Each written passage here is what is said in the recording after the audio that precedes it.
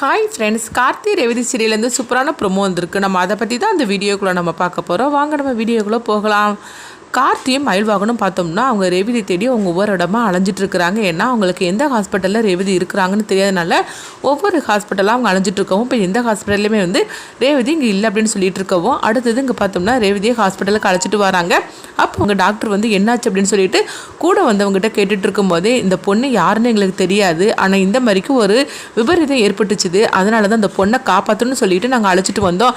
மற்றபடி இவங்க யார் என்னன்னு எங்களுக்கு ஒன்றும் தெரியாது. ஆனால் தயவுசெய்து இந்த பொண்ணுக்கு ட்ரீட்மெண்ட்டாக ஆரம்பிங்க, அவங்கள எப்படியாவது காப்பாற்றுங்க அப்படின்னு அவங்கள கூட்டிகிட்டு வந்த, அதாவது அவங்கள ரேவதியை தூக்கிட்டு வந்த இந்த 2 லேடிங்களும் சொல்லவும், அடுத்தது பார்த்தோம்னா அவங்களே ட்ரீட்மெண்ட்டாக ஆரம்பிக்கிறாங்க. அப்போ கார்த்தி அவங்க சொல்லிட்டு இருக்கிறாங்க, ரேவதி எங்கே இருக்கிறா என்ன ஆனானே தெரியல, எனக்கு ரொம்ப பயமாக இருக்குது அப்படிங்கும்போது இப்போ மயில்வாகன் சொல்கிறாங்க, கார்த்தி எந்த சூழ்நிலையும் நீ உடஞ்சி போக மாட்டேன், அதனால இப்போவுமே நீ தான் தைரியமாக இருக்கணும், நம்ம ரேவதிக்கு எதுவும் நடந்திருக்காதுப்பா அப்படின்னு சொல்லிட்டு இருக்கவும், அப்போ கார்த்தி அவங்க ரேவதி இருக்கிற அந்த ஹாஸ்பிட்டலுக்கு கார்த்தி மயில்வாகனமும் வந்துருந்தாங்க. அங்கே வந்ததுக்கப்புறமா அவங்க கார்த்தி ரிசப்ஷனில் கேட்கவும், அப்போ அவங்களும் சொல்கிறாங்க, ஆமாம் இந்த மாதிரிக்கு ஒரு பொண்ணை இப்போ தான் அழைச்சிட்டு வந்தாங்க அப்படின்னு சொல்லவும், அப்போ கார்த்தி ரேவதியோட ஃபோட்டோவை எடுத்து காட்டுறாங்க ரிசப்ஷனில். இந்த பொண்ணான்னு சொல்லி கேட்கும்போது, ஆமாம் இவங்க தான் அப்படின்னு சொல்லவும், இது கேட்டதுமே கார்த்தி உடனே ஓடி அவங்க எங்கே இருக்காங்கன்னு சொல்லி கேட்டுட்டு ரேவதியை பார்க்கறதுக்காக வரும்போது, அப்போ ரேவதிக்கு ட்ரீட்மெண்ட் கொடுத்துட்டு இருக்கிறாங்க. இதை பார்த்ததுமே அதாவது ரேவதியை பார்த்ததுமே கார்த்தி அழ ஆரம்பிச்சிருந்தாங்க.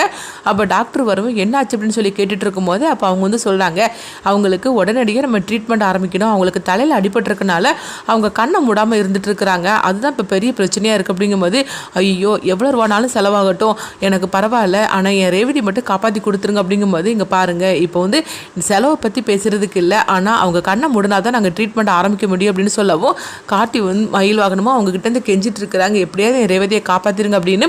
அடுத்து பார்த்தோம்னா கார்த்தி அழுதுகிட்டு இருக்கவும், அப்போ மயில்வாகனம் அவங்களுக்கு ஆறுதல் சொல்லிட்டு ரோஹிணிக்கு ஃபோன் பண்ணுறாங்க. அப்போ ரோஹிணியோ, என்னங்க ரேவதியை பார்த்துட்டிங்களா, அவள் எங்கே இருக்கிறா, அவளை கூட்டிகிட்டு வந்துட்டு இருக்கீங்களான்னு சொல்லி கேட்கும்போது, இங்கே பெரிய பிரச்சனை நடந்து போச்சு அப்படிங்கிறாங்க.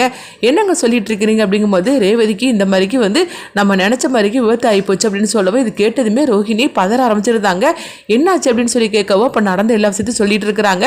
அவளுக்கு உடனே ட்ரீட்மெண்ட் ஆரம்பிக்க வேண்டியதுன்னு அப்படிங்கும்போது, அதுலேயும் ஒரு பிரச்சனை இருக்குது, ரேவதிக்கு நடந்த விபத்தில் அவளுடைய கண்ணு மூடாமல் அப்படியே முழிச்ச மாதிரிக்கு இருக்குது, அதனால அவள் கண்ணை மூடினாதான் ட்ரீட்மெண்ட் ஆரம்பிக்க முடியும்னு டாக்டர் சொல்லிட்டாங்க.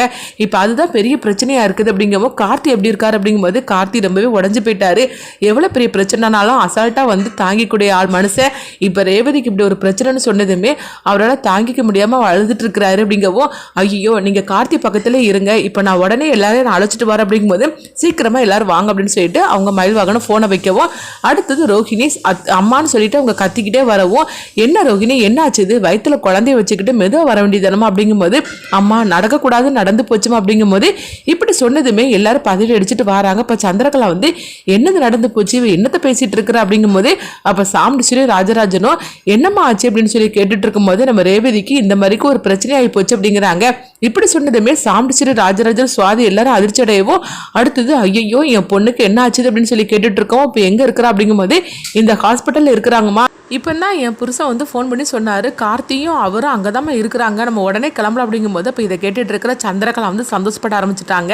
ரேவதி உனக்கு வேணும்டி, என்னை எப்படிலாம் என்னை அடிச்சிருக்கிற, என்னை எல்லாரும் முன்னாடி எப்படிலாம் அவமானப்படுத்தி என்னை பேசியிருக்கிற, என்னையும் என் புருஷனையும் பிரிச்சு என் தாலியை கலட்ட வச்சேலாம், உனக்கு இது வேணும் இதுக்கு மேலே வேணும், அந்த டிரைவர் பையன் மட்டும் என்னை எந்த அளவுக்கு என்னை அவமானப்படுத்தியிருப்பான், அவனுக்கு இது நல்லா தேவை தான், நீ இப்படியே போயிரு, நீ உயிர் பழச்சே வந்துடக்கூடாது அப்படின்னு சொல்லிட்டு சந்திரகலா இந்த மாதிரிக்கு ரொம்பவே மோசமாக நினச்சிட்டு இருக்கிறாங்க. அடுத்து பார்த்தோம்னா எல்லாருமே ஹாஸ்பிட்டலுக்கு வரவும், சாமுண்டீஸ்வரி அழுதுகிட்டே ஓடி வராங்க. ஐயோ மாப்பிள்ளை என்னாச்சு என் பொண்ணுக்கு அப்படின்னு சொல்லி கேட்டுட்டு இருக்கும் போதே, அப்போ மயில்வாகனம் நடந்ததெல்லாம் சொல்கிறாங்க. இதை கேட்டதுமே சாமுண்டீஸ்வரி சொல்கிறாங்க, அவள் எதுக்காக இப்போ அங்கே வெளியே போனா அப்படிங்கவும், அப்போ ரோஹிணியும் மயில்வாகனமும் சொல்கிறாங்க, இந்த மாதிரிக்கு கார்த்திக்கு சர்ப்ரைஸ் கொடுக்கணும்னு சொல்லிக்கிட்டு பைக் வாங்குறதுக்காக தான் ரேவதி போனா அப்படிங்கவும், அப்போ ரோஹிணி சொல்கிறாங்க, இதுக்கு நானும் ஒரு காரணம் ஆயிட்டேன்னு, ரேவதிக்கு மட்டும் இந்த மாதிரிக்கு ஒரு கண்டம் இருக்குன்னு மட்டும் தெரிஞ்சிருந்தா கண்டிப்பாக நான் அவளை விட்டுருக்கவே மாட்டேன், இதுக்கு நானும் காரணம் ஆயிட்டேன்னு சொல்லிட்டு ரோஹிணியை அழுதுட்டு இருக்கவும், அப்போ யாரை சொல்லி என்ன பண்ணுறதுக்குன்னு தெரியல, ஆனால் கடைசியில் இந்த மாதிரிக்கு நடந்து போச்சு அப்படிங்கும்போது, அப்போ டாக்டர் வராங்க. வந்ததுமே சாமுண்டீஸ்வரி கேட்டுட்டு இருக்கிறாங்க, என்னாச்சு என் பொண்ணுக்கு, அவளுக்கு எப்படியாவது ட்ரீட்மெண்ட் ஆரம்பித்து என் பொண்ணு பொண்ணை வந்து பழைய மாதிரிக்கு எங்கள் கையில் கொடுத்துருங்க அப்படிங்கும்போது இங்கே பாருங்கள் நாங்கள் ட்ரீட்மெண்ட் கொடுக்கறதுக்கு நாங்கள் ரெடியாக தான் இருக்கிறோம். ஆனால் அவங்க கண்ணை மூடினா மட்டும்தான் எங்களால் ட்ரீட்மெண்ட் ஆரம்பிக்க முடியும்.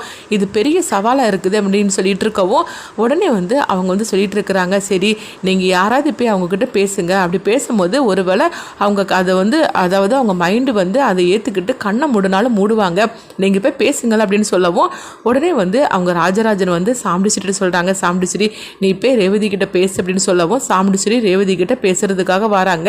ரேவதி என்னம்மா ஆச்சுது உனக்கு, உன்னை இந்த நிலைமையில பார்க்கறதுக்காக நான் வந்து வந்தேன், நான் சொல்கிறது கேளுமா, உன் கண்ணை அப்படியே மூடுமா, அப்படி மூடினாதான் உனக்கு வந்து ட்ரீட்மெண்ட் ஆரம்பிப்பாங்க, நீ பழைய நிலைமைக்கு வர முடியுமா, நான் சொல்கிறது கேளுமா, நான் சொல்கிறத உன்னால் புரிஞ்சுக்க முடியுதுமான்னு சொல்லிக்கிட்டு அவங்க சாமுண்டீஸ்வரி ரேவதி கிட்ட அழுதுகிட்டே வந்து பேசிகிட்டு இருக்கிறாங்க.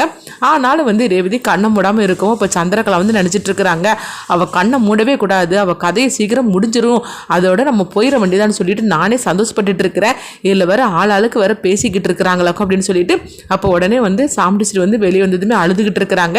அப்போ சந்திரகலா சொல்கிறாங்க, இது எல்லாத்துக்கும் காரணம் இவன் தான், இவனுக்கு வந்து உண்மை தெரிஞ்சிருக்குல்ல சாமியார் சொன்ன விஷயம், அப்போ இவன் நம்மகிட்ட சொல்லியிருக்க வேண்டியது தானே, அசால்ட்டு தனத்தில் இருந்தனால தான் இந்த மாதிரிக்கு நம்ம ரேவதிக்கு நடந்திருக்கு அப்படின்னு சந்திரகலா சொல்லவும் உடனே கார்த்தி வந்து ஏய் வாயை மூடு அப்படின்னு சொல்லிக்கிட்டு பயங்கரமாக வந்து ஆவேசத்தோடு வந்து கார்த்தி பேசவும் இதை கொஞ்சம் கூட எதிர்பார்க்காத சந்திரகலா அதிர்ச்சி அடைகிறாங்க. ஏன்னா கார்த்தி எப்போவுமே வந்து இப்படி மரியாதை குறைவாக அவங்க பேசவே மாட்டாங்க. ஆனால் இந்த மாதிரிக்கு அவங்க பேசுகிறத பார்த்துட்டு கார்த்தியால் பொறுத்துக்க முடியாமல் சந்திரகலா வந்து இப்படி ஆவேசமாக பேசுகிறத பார்த்துட்டு எல்லாருமே ஆச்சரியோடு இருக்கிறாங்க. அப்போ மயில்வாங்கன்னு சொல்கிறாங்க, இங்கே பாருங்க சின்னத்தை, நிலைமை புரியாமல் இப்படிலாம் நீங்கள் பேசிகிட்டு இருக்காதீங்க, கார்த்தி சகலம் எந்த அளவுக்கு துடிதுடிச்சு போனார்னு சொல்லிட்டு எனக்கு தான் தெரியும், நீங்கள் எப்பவும் போல் வழக்கம் போல் இப்பவும் வந்து பிரச்சனையை நீங்கள் ஆரம்பிச்சிடாதீங்க அப்படிங்கவும் அப்போ ராஜராஜனும் சந்திரகலா போட்டு திட்டுறாங்க, நீ எந்த சூழ்நிலை உனக்கு என்ன பேசணும்னு உனக்கு தெரியாதா, அவரே வந்து உடஞ்சி போய் இருக்கிறாரு, நாங்களே என்ன பண்ணுறதுக்குன்னு தெரியாமல் இருந்துட்டு இருக்கிறோம், இந்த நிலைமையில கூட நீ குத்தம் சொல்கிறத நீ விடவே மாட்டே அப்படின்னு சொல்லிட்டு ராஜராஜன் சந்திரகலாவை போட்டு திட்டவும் இப்போ கார்த்தி வந்து கண் கலைங்க அழுதுகிட்டு இருக்கும்போது அப்போ ராஜராஜன் வந்து அவங்க கார்த்திகிட்ட சொல்கிறாங்க, மாப்பிள்ள நீங்கன்னா வந்து ரேவதிக்கு உயிராக்கும், அதனால நீங்கள் போய் பேசுனீங்கன்னா கண்டிப்பாக வந்து அவள் கண்ணை மூடிப்பா அப்படின்னு சொல்லவும் உடனே வந்து அவங்க எல்லாருமே வந்து சொல்ல ஆரம்பிச்சிருந்தாங்க, மயில்வாகனம் ரோஹிணி சுவாதின்னு.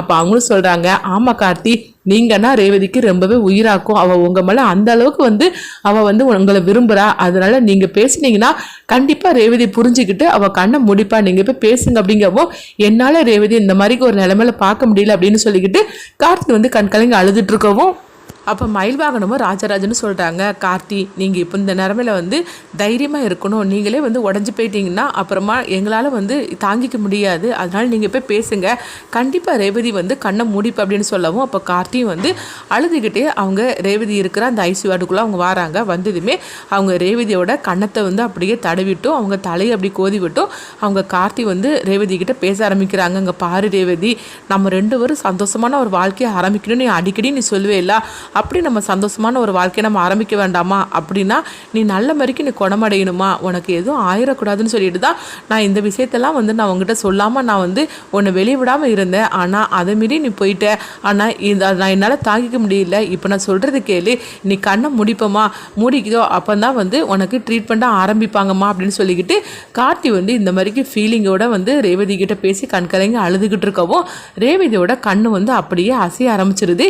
இதை கொஞ்சம் கூட வந்து அதாவது சாமுண்டீஸ்வரியை வந்து பார்த்ததுமே அவங்க ஆச்சரியம் அடைகிறாங்க. நம்ம கூட பேசினது போது கூட ரேவதி கண்ணு வந்து இந்த மாதிரிக்கு மூடாமல் இருந்தது, ஆனால் கார்த்தி பேசினதுமே வந்து அவள் கண்ணை சிமிட்ட ஆரம்பிச்சிட்டாள் அப்படின்னு சொல்லவும் ஏன்னா சாமுண்டீஸ்வரி பக்கத்தில் தான் இருந்துட்டு இருக்கிறாங்க. அடுத்தது பார்த்தோம்னா கார்த்தி வந்து இப்படி ரேவதியோட கண்ணை சிமிட்ட ஆரம்பிச்சதுமே டாக்டர் அப்படின்னு சொல்லி கூப்பிடும் போது உடனே அவங்க வராங்க.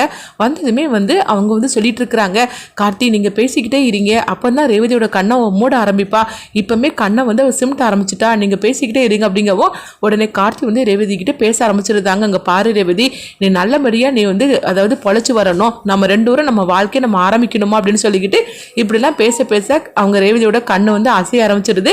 அடுத்து பார்த்தோம்னா அவங்க கண்ணை வந்து அப்படி மூடி இருந்தாங்க. இதை பார்த்ததுமே சாமுண்டீஸ்வரி வந்து அவங்க கார்த்தியை பார்க்குறாங்க, என்ன இருந்தாலும் சரிதான் என் பொண்ணை வந்து அதாவது அவன் காப்பாற்றிடுவான்னு சொல்லிட்டு நம்மளுக்கு நம்பிக்கை வந்துருச்சுது, கார்த்தி பேசுனதுமே ரேவதி மைண்டு வந்து இப்படி கேட்க ஆரம்பிச்சிருச்சு அப்படின்னு சொல்லிக்கிட்டு சாமுண்டீஸ்வரிக்கும் கார்த்தி மேலே ஒரு நல்ல அபிப்பிராயம் ஏற்பட ஆரம்பிச்சு ஆரம்பிச்சிருது. அடுத்து பார்த்தோம்னா நாங்கள் உடனடியாக நாங்கள் ட்ரீட்மெண்ட் ஆரம்பிக்கிறோம்னு சொல்லிக்கிட்டு ரேவதிக்கு ட்ரீட்மெண்ட் ஆரம்பிக்கிறாங்க. அப்போ வந்து கார்த்தி வெளியே வரவும் உடனே வந்து அவங்க மயில் வாகனமும் ராஜராஜன் ரோஹிணி சொல்லிட்டு இருக்கிறாங்க, பாத்தியா சகல நீ பேசினதுமே வந்து ரேவதி புரிஞ்சுக்கிட்டு அவ கண்ணை வந்து மூட ஆரம்பிச்சிட்டா, அந்த அளவுக்கு உன்னை விரும்புறாப்பா, நீயும் சரி அவளும் சரி ஒருத்தருக்கு ஒருத்தர் எவ்வளவு விரும்புறீங்கன்னு இப்பமாவது சில பேருக்கு தெரியட்டும் அப்படின்னு ராஜராஜன் சொல்லவும் இப்போ சாம்பிடிச்சு சந்திரகலாவும் பார்த்துட்டு இருக்கிறாங்க. அடுத்தது பார்த்தோம்னா ரேவதிக்கு ட்ரீட்மெண்ட் ஆரம்பிக்கிறாங்க. அடுத்தது என்னெல்லாம் நடக்க போகுதுன்னு சொல்லி பார்க்கலாம்.